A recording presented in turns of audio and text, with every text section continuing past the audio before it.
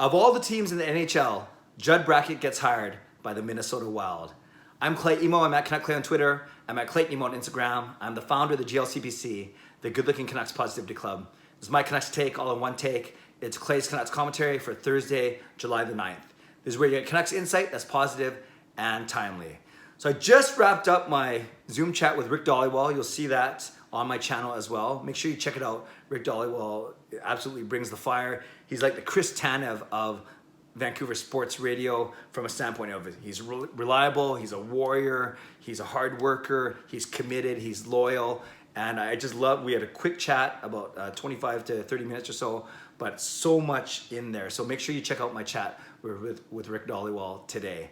And then I just finished that, I'm uploading that, editing that, and then I find out that Judd Brackett, our former amateur scout, worked his way up with the Vancouver Canucks for the past 12 seasons.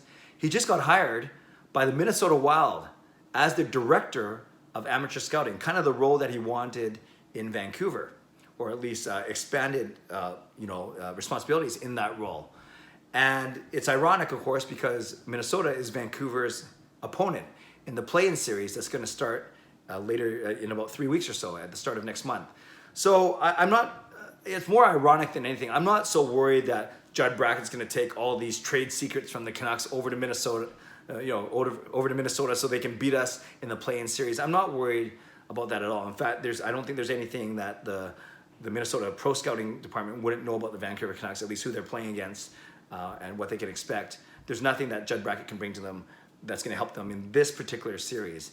It is interesting, though, that obviously no matter which team Brackett goes to, that he's going to bring a lot of the Vancouver philosophy, or at least the knowledge of Vancouver's philosophy, how they rank players, how they evaluate players, where they go to evaluate these players, what they're looking for exactly, and then how they make their final decisions. But that was going to happen no matter which team Judd Brackett got hired by. So like I said, I don't think this affects anything in the play-in round between Vancouver and Minnesota. It's not like there's not tape out there of guys like Pettersson and Hughes and Markstrom and Besser and Horvat and Toffoli and Miller. So it's not like Brackett's gonna suddenly make Minnesota a favorite in this series. I just find it interesting and ironic that of all teams in the NHL, of all 30 other teams that he could have got hired by, it was indeed by Minnesota, by the team that Vancouver is going to face at the start of August. So, Canucks fans, let me know what you think. Not earth-shattering news, but still intriguing news to say the least. I guess my question of the day is, what are your first reactions on this? We don't have to. You can go into if you want. Should the Canucks have ever let Judd Brackett walk, or why didn't they, come to an agreement on responsibilities and roles and title? But we've talked about that many times in the past couple months. What I'm interested in today is. Does this change anything to you? Do you find this interesting like I do? Do you think it makes a difference in the play-in series? I contend not. But yeah, let's answer those type of questions today.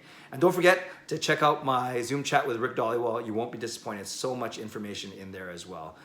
Take care of yourselves. Take care of each other. Stay safe. Stay healthy. Subscribe if you like to.